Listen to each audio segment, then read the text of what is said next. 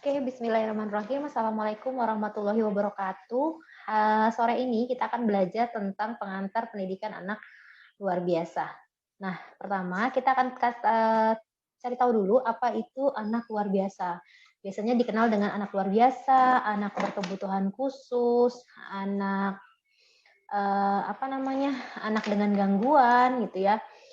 Atau biasanya kalau di tempat kita sih seringnya anak dengan berkebutuhan khusus gitu. Nah, kita lihat dulu apa sih sebenarnya definisi dari anak luar biasa ini.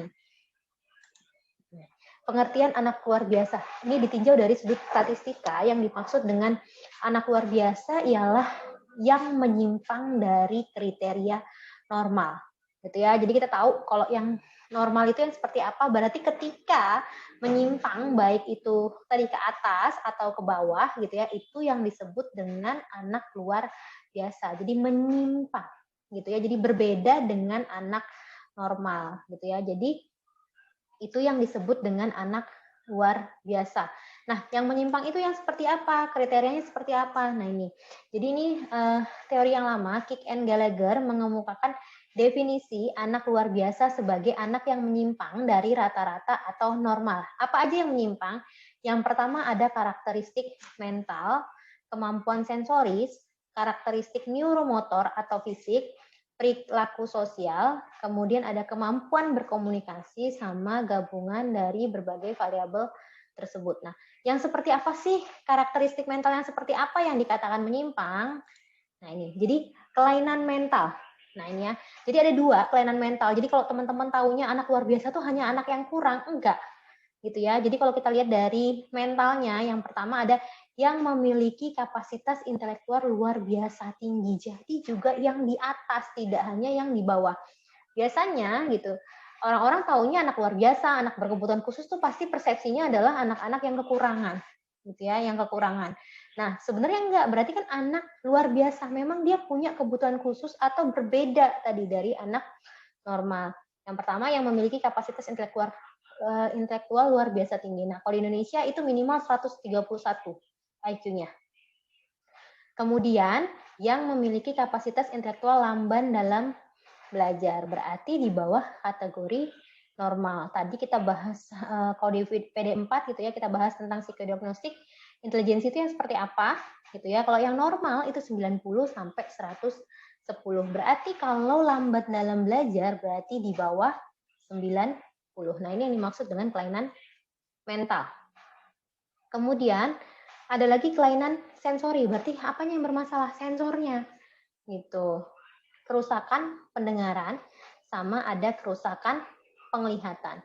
Ya, auditory disability sama visual impairment, gitu.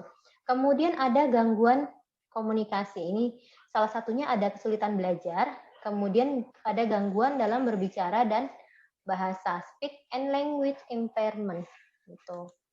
Kemudian ada gangguan perilaku, ya, ada gangguan emosional, emotional disturbance sama ketidaksesuaian perilaku sosial atau tuna laras. Biasa sering dikenal dengan social maladjustment. Gitu. Nah, ini ada gangguan perilaku. Kemudian ada tuna ganda atau cacat berat meliputi macam-macam kombinasi kecacatan. Jadi biasanya tuna ganda ini lebih dari satu ketunaan, gitu ya. Makanya sebutannya tuna ganda. Seperti cerebral palsy dengan tunagrahita gitu ya. Tunanetra dan tunagrahita. Jadi biasanya ada dua ketunaan yang dimiliki oleh seseorang, individu tersebut. Gitu. Nah, ini yang disebut dengan biasanya kita klasifikasikan dalam anak luar biasa. Nah, ini yang lama. Nah, yang baru gitu ya, ada yang baru lagi. Ini menurut nih, Individual with Disabilities Education Act Amendment gitu ya, IDEA tahun 1997 gitu. Di sini dia mengkategorikan jadi 3 gitu ya. Anak dengan gangguan fisik, anak dengan gangguan emosi dan perilaku, kemudian anak dengan gangguan intelektual. Nah, yang untuk anak dengan gangguan fisik, ini ada tunanetra. Apa itu? Anak yang indera penglihatannya tidak berfungsi sebagai saluran penerima informasi dalam kegiatan sehari-hari seperti orang awas. Kemudian tunarungu, ini gangguan pendengaran, tadi ya. Kemudian ada tunadaksa. Ini anak yang mengalami kelainan atau cacat yang menetap pada alat gerak, tulang, sendi, dan otot. Ini anak dengan gangguan fisik. Kemudian ada anak dengan gangguan emosi dan perilaku. Nah, ini yang masuk dengan anak dengan gangguan emosi, yang pertama adalah tunalaras, ya. Anak yang mengalami kesulitan dalam penyesuaian diri dan bertingkah laku tidak sesuai dengan norma-norma. Biasanya anak-anak ini tuh yang suka melanggar norma, seperti mencuri, membunuh mungkin. Nah, ini ya, jadi melanggar norma atau aturan yang berlaku. Kemudian ada tunawicara, gitu ya, anak yang mengalami kelainan suara, artikulasi, kelancaran bicara yang mengakibatkan terjadinya penyimpangan bentuk bahasa, isi bahasa, dan fungsi bahasa. Ini bisa juga nanti masuk Casbell. Ini ada juga nih yang anak dengan gangguan bahasa, kesulitan belajar. Kemudian ada hiperaktif. Nah, kalau kita kenalnya di Indonesia itu ADHD, Attention Deficit Hyperactive Disorder. Bahasa Indonesianya GPPH, gangguan pemusatan perhatian hiperaktif. Nah, ini gangguan tingkah laku yang tidak normal, gitu ya. Jadi disebabkan disfungsi neurologis dan gejala untuk tidak mampu mengendalikan gerakan dan memusatkan perhatian. Makanya kalau di Indonesia dikenalnya dengan GPPH, gangguan pemusatan perhatian hiperaktif. Kemudian ada anak dengan gangguan intelektual. Nah, ini. Jadi tadi 90 sampai 110. Gitu ya. Nah, kalau tunagrahita, gitu ya, anak tunagrahita ini anak yang secara nyata mengalami hambatan dan keterlambatan perkembangan mental intelektual jauh di bawah rata-rata, sehingga mengalami kesulitan dalam tugas-tugas akademik, komunikasi, maupun sosial. Jadi memang biasanya IQ-nya itu di bawah 70. Gitu. Nah, terus kan 90 ke, kan tadi normalnya 90 ke 110. Berarti antara 70 ke 90.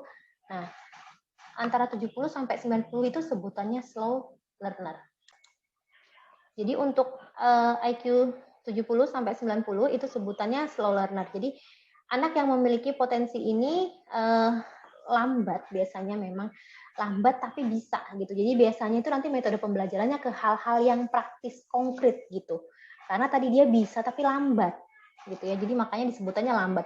Tapi tidak masuk dengan tunagrahita gitu. Jadi di antara anak normal dan anak tunagrahita itu ada anak slow learner atau lamban dalam belajar. Kemudian ada lagi namanya anak berkesulitan belajar. Nah, ini yang sering teman-teman dengar, yaitu disleksia, diskalkulia, disgrafia. Nah, ini yang disebut dengan anak berkesulitan belajar. Jadi banyak banget di luar anak psikologi gitu ya, di luar anak psikologi, bahkan anak-anak pendidikan termasuk guru-guru itu nggak paham terkait dengan anak berkesulitan belajar. Bahkan mereka cuma pikir tuh anak-anak berkesulitan belajar itu ya cuma males, ya sulit belajar gitu ya, cuma bukan anak dengan gangguan berat. Saya bahkan pernah tuh ketemu skripsi gitu ya, kebetulan anak bimbingan saya di FKIP, skripsi dia bawa tema anak berkesulitan belajar. Sampai saya tanya, kamu tahu nggak berkesulitan belajar ini nggak? Itu kan Bu, anak yang ya sulit gitu ya, jadi kalau di kelas itu dianggapnya anak bodoh gitu ya kan. Anak bodoh, terus motivasinya rendah, nilai-nilainya di bawah KKM. Nah, mereka pikir itu cuma anak berkesulitan belajar. Saya bilang, gitu ya, definisi anak kesulitan belajar ini cukup luas, gitu. Nanti berkesulitan belajarnya ini yang mana? Terus ini termasuk gangguan yang berat, karena memang ada permasalahan di otaknya. Nah, mereka tuh nggak paham. Bahkan guru-guru itu banyak yang nggak paham, gitu. Dan bahkan mereka langsung bilang anak ini berkesulitan belajar hanya karena mereka malas belajar, nilainya di bawah KKM. Nah, ini yang sering banyak salah persepsi.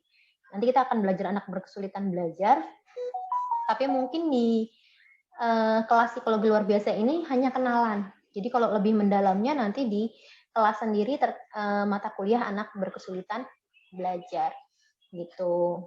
Ya, jadi memang mereka terbatas dalam kemampuan membaca, menulis, berhitung, dan matematika gitu ya kan. Tadi tuh diskalkulia, disgrafia, apa lagi? Disleksia. Nah, itu ya.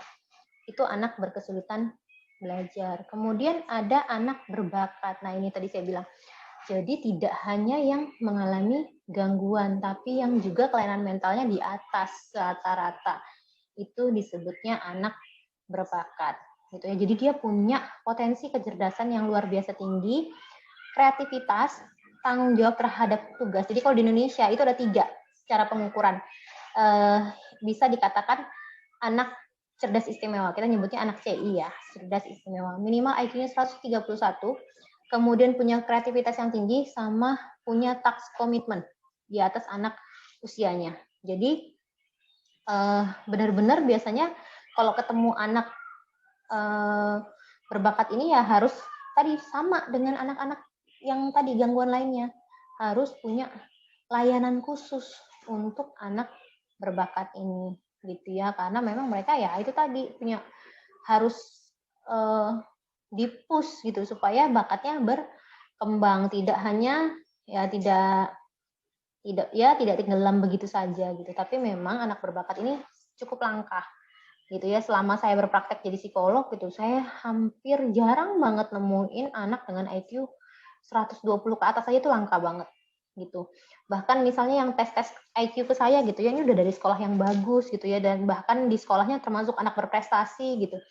Pas tes IQ paling 118, 120, paling mentok 124 gitu. Belum sampai 131. Saya cuma pernah nemuin 1 orang gitu ya, IQ-nya 145. Itu selama saya berpraktek berapa tahun? 7-8 tahun gitu ya, baru 1 orang gitu. Jadi memang sangat jarang sekali gitu. Kemudian ada yang namanya autisme. Nah, ini familiar, cukup populer gitu ya kan. Sering dijadikan bahan-bahan olokan untuk orang-orang yang misalnya tidak suka bergaul gitu ya, kamu nih autis. Padahal autis ini juga termasuk gangguan yang berat gitu ya.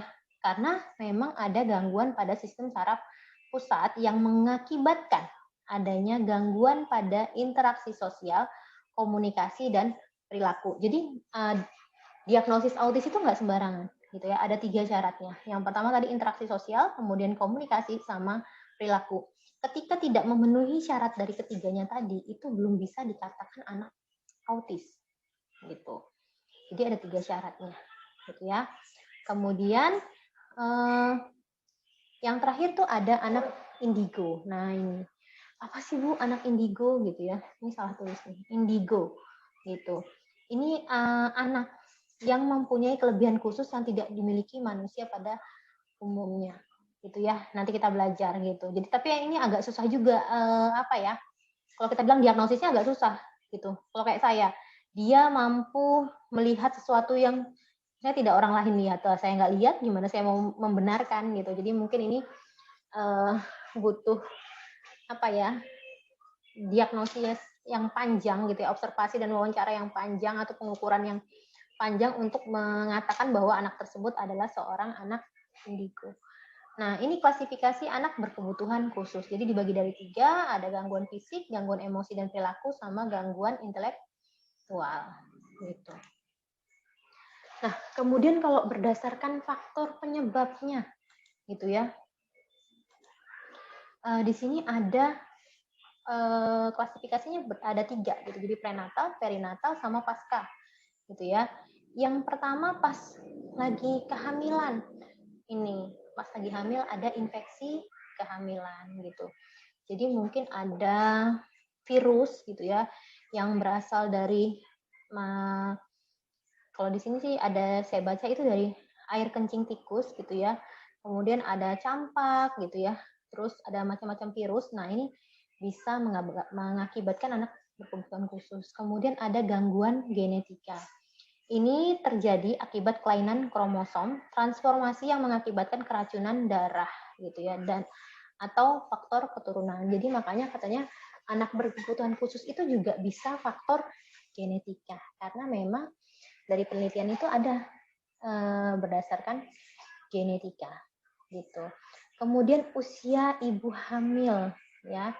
Usia ibu hamil yang beresiko menyebabkan kelainan pada bayi. Usia yang terlalu muda misalnya 12 sampai 15 tahun ini sudah melahirkan, atau yang terlalu tua di atas 40 tahun.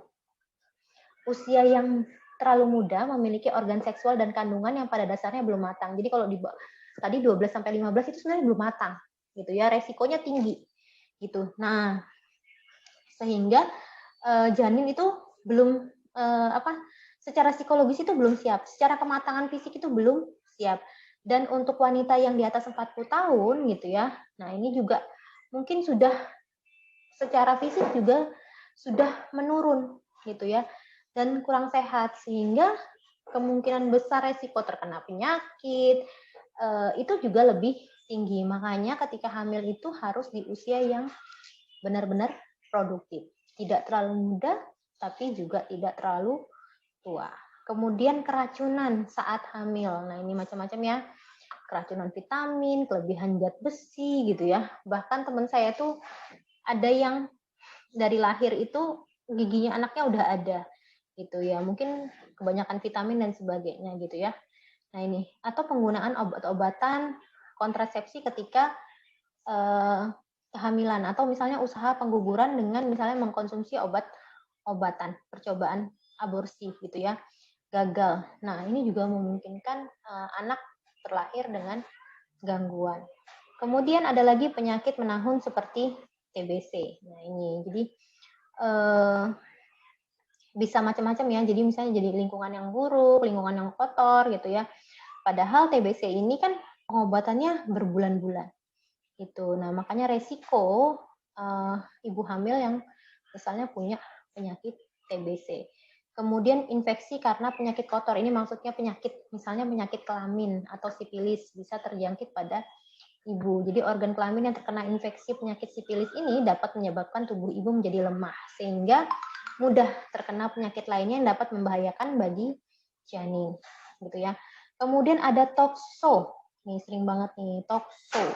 Nih mungkin teman-teman pernah masuk di grup Facebook namanya Rumah Ramah Rubella gitu ya. Nah ini, jadi biasanya tuh banyak komunitas ibu-ibu yang punya si toksio nih. Toksio ini virus yang berasal dari binatang seperti misalnya bulu kucing gitu.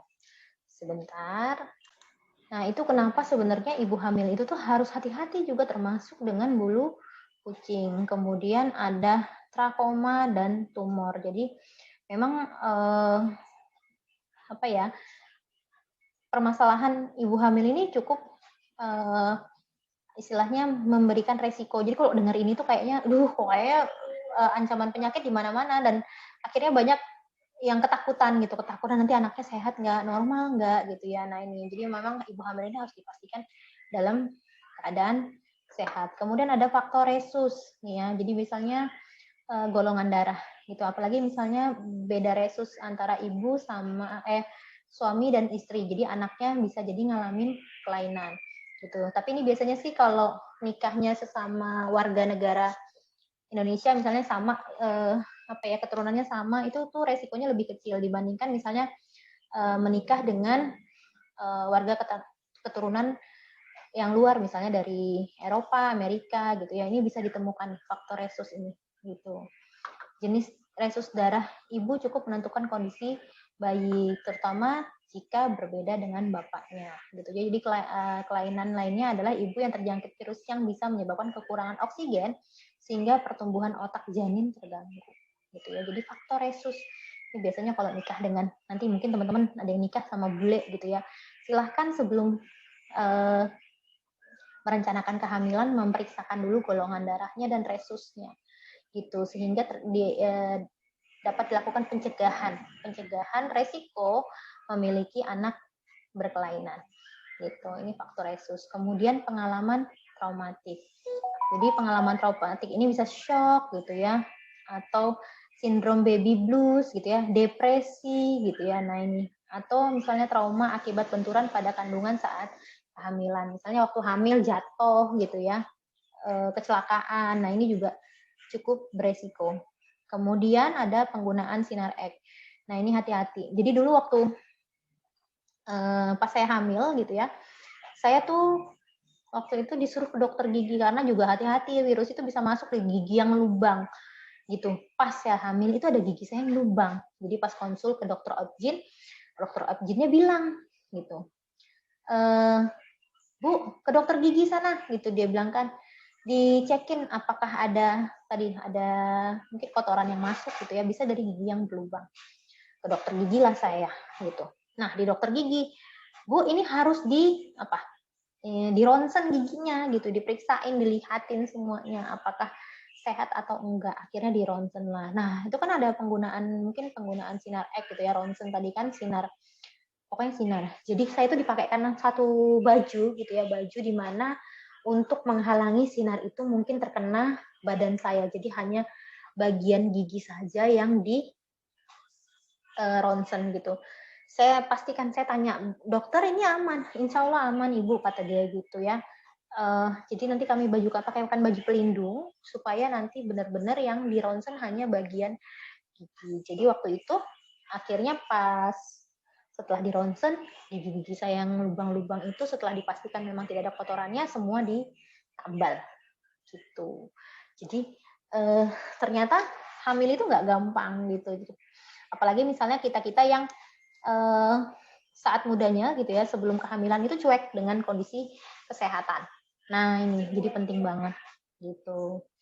Jadi saya tuh waktu hamil itu memeriksakan kondisi gigi, termasuk memeriksakan darah gitu ya. Walaupun misalnya tidak menikah waktu itu, karena kebetulan golongan darah saya sama suami saya sama gitu, jadi dia juga periksa golongan darah gitu ya. Ternyata memang nggak ada masalah gitu, karena itu mungkin nggak nikah sama bule gitu ya. Nah ini jadi diperiksakan semuanya. Karena takutnya bisa jadi walaupun misalnya kita nikahnya sama orang Indonesia, ternyata pasangan kita itu blasteran. Nah itu bisa juga, karena teman saya itu begitu gitu. Jadi suaminya itu Indonesia, cuman dia keturunan mana gitu. Nah jadi anaknya waktu itu habis lahir ada kelainan. Nah itu akhirnya yang memutuskan saya, saya harus periksa juga karena kebetulan golongan darahnya sama gitu. Nah kemudian ada perinatal. Nah ini setelah proses kehamilan, ternyata proses waktu melahirkan gitu ya. Nah ini perinatal, sering juga disebut dengan natal, waktu terjadinya kelainan pada saat proses kelahiran dan menjelang serta sesaat setelah proses kelahiran. Jadi misalnya kelahiran yang sulit, pertolongan yang salah, persalinan yang tidak spontan, lahir prematur gitu ya, BBLR, berat badan lahir rendah, infeksi karena ibu mengidap sifilis gitu ya. Jadi pada saat proses kelahiran ini penting gitu ya, terutama misalnya yang prematur atau kekurangan oksigen gitu ya. Jadi kalau ingat-ingat ini tuh waktu saya melahirkan gitu, saya itu sudah berapa jam ya? Jadi hampir 24 jam ya. Hampir 24 jam enggak sih? Pokoknya kayaknya hampir 24 jam itu saya sudah kesakitan, anaknya nggak keluar-keluar gitu. Dan ternyata akhirnya saya dibawa ke rumah sakit. Waktu itu saya di bidan, jadi dibawa ke rumah sakit, dokternya langsung bilang air ketubannya udah habis gitu ya. Ibu langsung segera dioperasi. Jadi saat itu juga langsung ditelepon dokternya langsung siap-siapin saya langsung operasi. Jadi sore itu juga saya dioperasi dan ternyata memang air ketubannya udah habis. Jadi anak saya itu keluar gitu ya.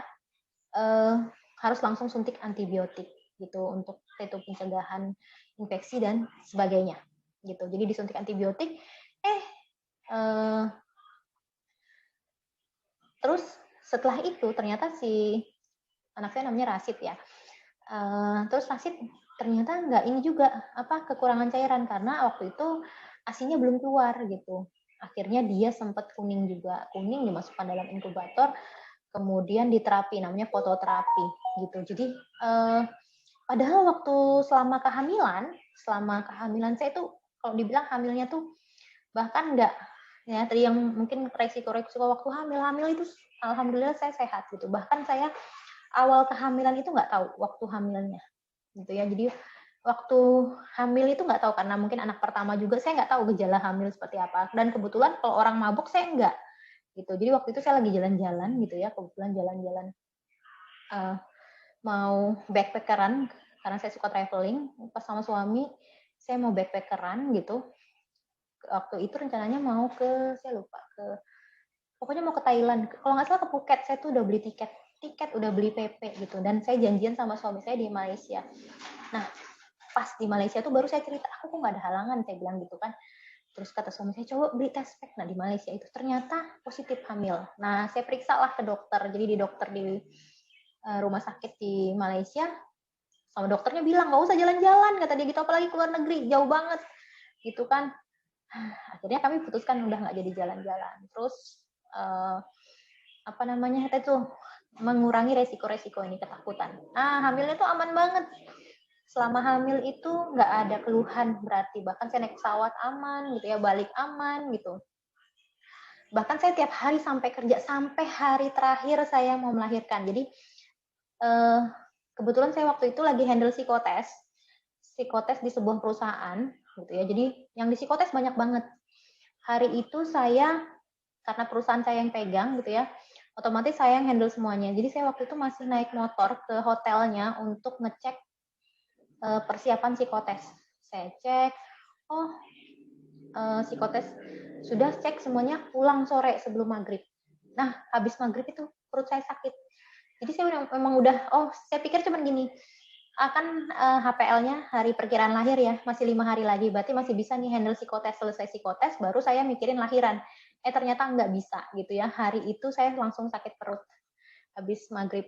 Saya sakit perut lama, sampai besoknya itu Rasid baru lahir. Besoknya maghrib itu dioperasi besoknya. Yang saya pikirin apa? Setelah selesai sadar dari bius operasi, handphone saya mana? Gimana psikotes berjalan lancar apa enggak? Karena kebetulan saya yang tanggung jawab. Yang saya pikirin itu.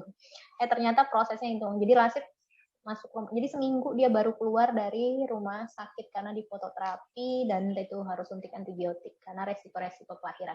Tapi alhamdulillah sampai sekarang perkembangannya normal. Jadi nih ya, jadi proses kelahiran ini banyak gitu ya resikonya anak mengalami gangguan gitu. Makanya benar-benar dipantau terus gitu. Saya waktu itu mikirnya ya aman aja gitu, nggak ada masalah gitu. Dan ternyata ya itu tadi tetap semuanya di luar kuasa kita ya gitu. Nah, tapi kita akan usahakan untuk tadi mengurangi resiko ini pas proses kelahiran.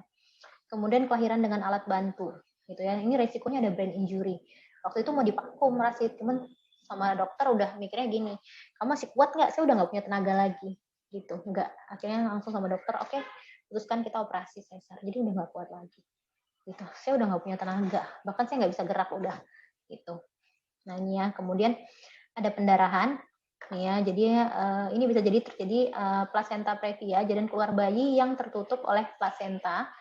Ini sih kalau di dalam perut masih bisa, misalnya nanti anaknya kan masih gerak-gerak, tapi kalau sudah plasenta previa ini resikonya adalah pendarahan, bahkan bisa mengakibatkan kematian gitu ya. Nih, atau pendarahan ini bisa juga terjadi ibu terjangkit penyakit seperti HIV, sifilis atau punya kista gitu. Kemudian kelahiran sungsang. Nah, ini juga ini resiko. Kemudian tulang ibu yang tidak proporsional. Gitu ya. Ibu yang memiliki kelainan bentuk tulang pinggul atau tulang pelvik dapat menekan kepala bayi saat proses kelahiran.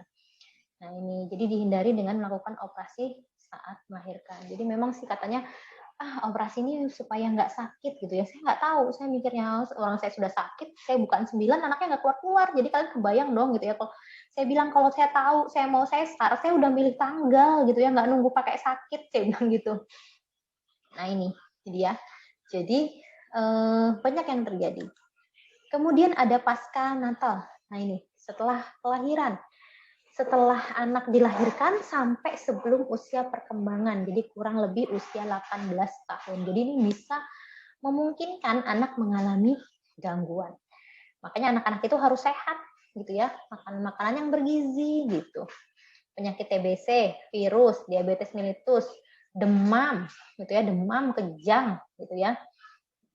Terus radang telinga gitu. Malaria. Nah ini resiko juga anak mengalami gangguan yang mungkin diperkirakan lahirnya normal kok Bu. Oh, gitu ya. Kok bisa? Nah, ini mungkin bisa jadi salah satu dari ini. Gitu ya. Nah, yang paling sering tuh mungkin ditemuin pas panas tinggi nih, kejang-kejang gitu. Nah, biasanya kalau anak yang udah biasa kejang, dia kalau panas bisa kejang lagi. Tapi kalau yang enggak, dia biasanya tahan, enggak. Gitu. Kemudian yang kekurangan zat makanan atau gizi. Nah ini juga, jadi waktu hamil itu dokternya suka nakutin tuh, dokter objinnya bilang, Bu jangan makan Indomie ya gitu, jangan makan Indomie, jangan makan ciki. Saya sampai 9 bulan full itu cuti makan Indomie, makan ciki, sampai bahkan selama menyusui juga. Saya tuh pernah sampai ngeliatin orang ibu hamil makan mie itu, saya cuman enaknya gitu. Kok nggak takut ya dia gitu. Saya cuman mikir gitu. Nggak tahu apa mungkin saya yang terlalu tersugesti karena kata dokter gitu. Tapi itu tadi mungkin karena kita belajar, jadi tahu terkait dengan resiko-resiko yang dihadapi sama seorang ibu, resiko-resiko yang nanti mungkin mengakibatkan anaknya mengalami kegangguan. Saya tuh sampai ngeliatin ibu hamil makan citato itu 2 bungkus, saya cuma ngeliatin enaknya, saya nyentuh aja nggak berani gitu, saking takutnya terhadap resiko itu ya. Kemudian kecelakaan, nah ini juga ya, mungkin jatuh gitu, atau saya pernah meriksa anak tunagrahita gitu ya, saya tanyain riwayatnya, ternyata waktu umur 1 bulan itu anaknya jatuh gelinding gitu. Saya tuh sampai tanya kok bisa. Kita kan bisa cari faktor penyebabnya ya. Kok bisa. Jadi ibunya cerita waktu 1 bulan itu ibunya mikir anaknya tuh nggak bakal bisa ngelinding kan gitu. Jadi ditaruh di kursi, ibunya nyiapin buat mandi gitu. Ternyata anaknya ngelinding jatuh gitu. Sama juga pernah anaknya itu nyelempit di antara kasur dan dinding gitu gara-gara ngelinding. Nah ini ya. Jadi resiko-resiko ini bisa mengakibatkan luka pada otak, brain injury. Nah ini karena otak ya organ utama kehidupan manusia gitu. Kemudian ada keracunan. Nah ini racun yang masuk dalam tubuh bayi bisa dari makanan dan minuman yang dikonsumsi bayi. Jika daya tahan tubuh bayi lemah, maka dapat meracuni secara permanen. Jadi racun juga bisa berasal dari makanan yang kadaluarsa atau busuk, atau makanan yang mengandung zat psikoaktif. Racun yang menyebar dalam darah bisa dialirkan pula ke otak, menyebabkan kecacatan pada bayi. Jadi makanya resiko itu masih ada gitu ya. Jadi bukan berarti ketika anak-anak sudah kelihatan normal gitu ya, kita jadi lalai, enggak. Justru resiko itu masih ada dan itu harus kita perhatikan gitu terkait dengan gizi anak. Nah ini klasifikasi berdasarkan faktor penyebab. Jadi nanti untuk yang cewek-cewek calon ibu di sini, untuk yang calon ibu ya benar-benar diperhatikan terkait dengan tadi selama proses kehamilan, proses kelahiran sampai setelah kelahiran gizi anaknya gitu, sangat penting gitu ya untuk masa depan bangsa saya bilang gitu. Jadi kita punya anak-anak yang sehat gitu ya, supaya tadi itu perkembangannya juga baik gitu. Nah, kalau kita bilang prevalensi anak luar biasa gitu ya di Indonesia, jumlah anak ABK itu di Indonesia dari tahun ke tahun itu terus meningkat gitu. Ya. PBB memperkirakan bahwa paling sedikit ada 10% anak usia sekolah yang memiliki kebutuhan khusus. Di Indonesia jumlah anak usia sekolah yaitu 5 sampai 14 tahun ada sebanyak 42,8 juta jiwa.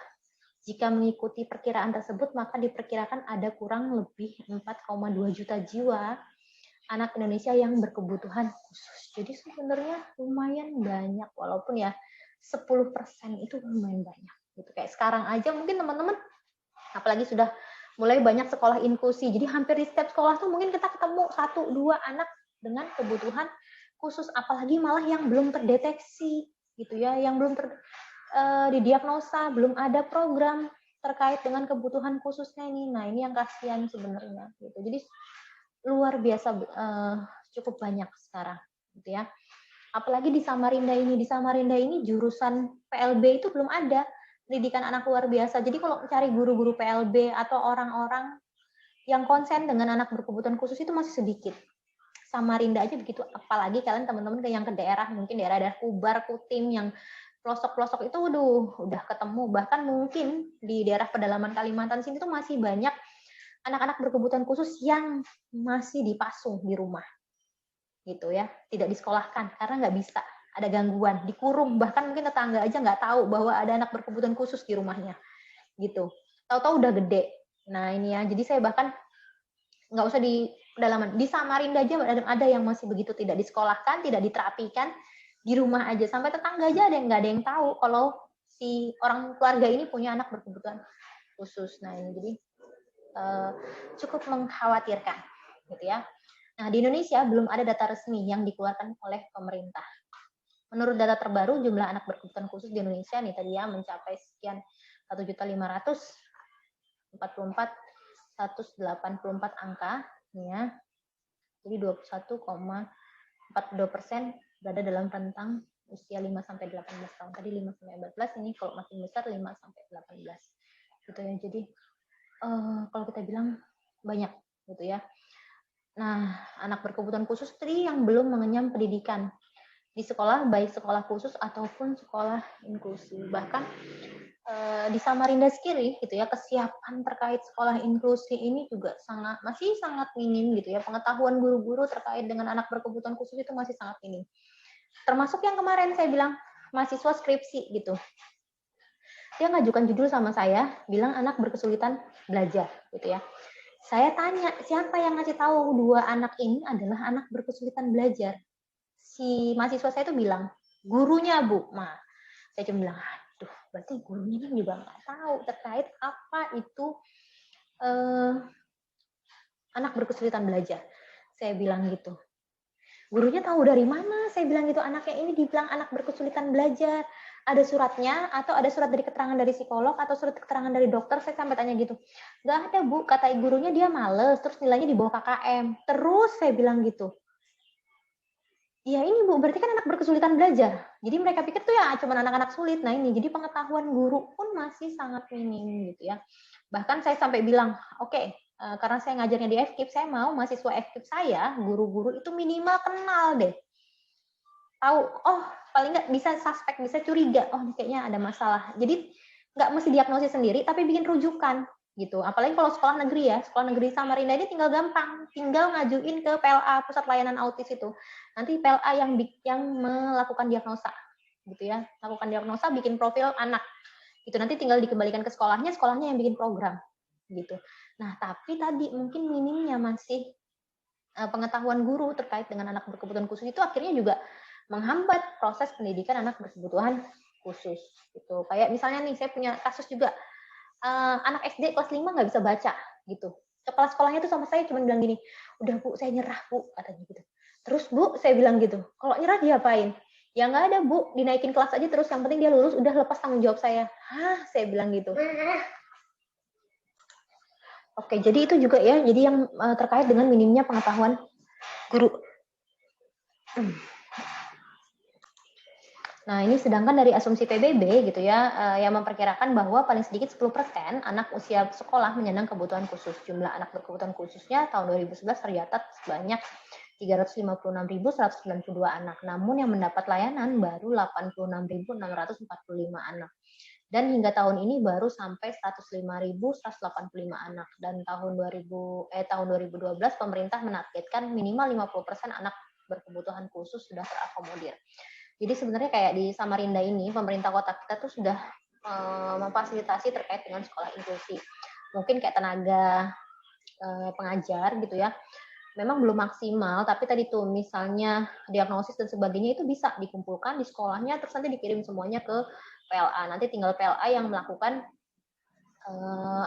bikin profil anak terkait asesmen gitu ya, asesmen nanti hasilnya keluar, nanti tinggal mungkin dibantu di supervisi sama PLA untuk membantu program pendidikan terkait dengan ya yang sekolah-sekolah yang punya anak luar biasa gitu.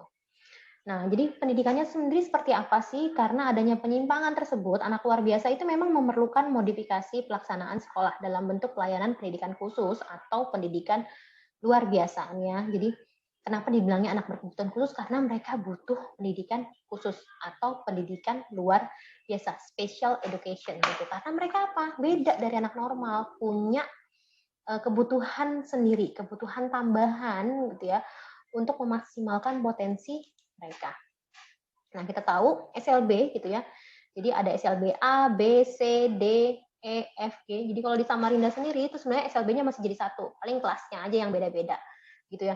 Tapi kalau dari cerita kebetulan saya di kampus lain itu punya mahasiswa tunanetra gitu ya, punya mahasiswa tunanetra. Jadi dia kuliah, kemampuannya bagus gitu, punya mahasiswa tunanetra. Dia cerita tuh, Bu, di SLB sini Bu parah Bu, kata dia gitu.